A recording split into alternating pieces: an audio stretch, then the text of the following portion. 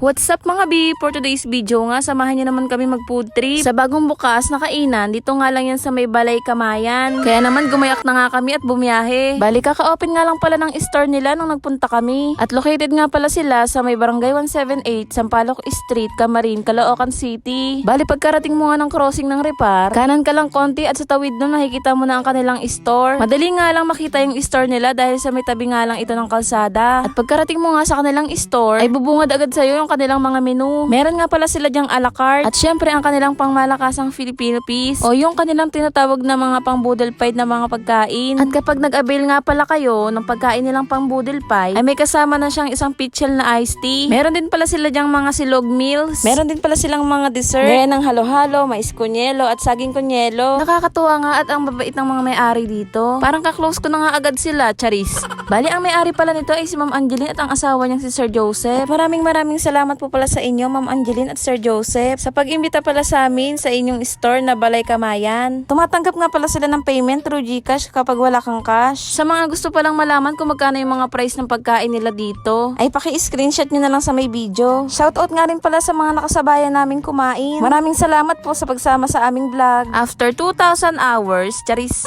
dumating na nga pala yung mga pagkain namin.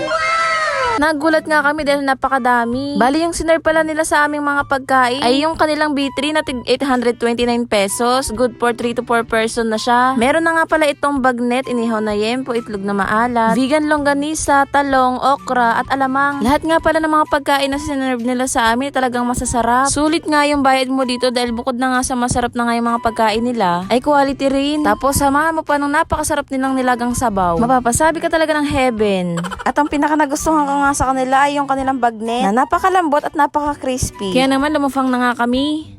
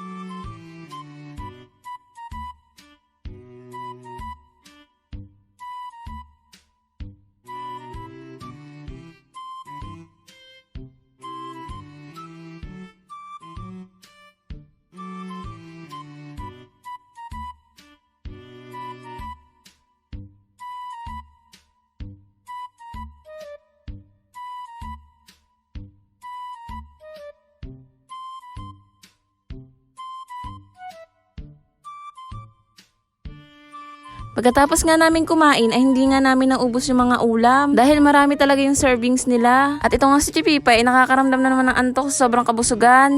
At ayun na nga, sinaro na nga namin yung mga tira naming ulam kaysa masayang. At ayun lang muna for today's video. Thank you for watching!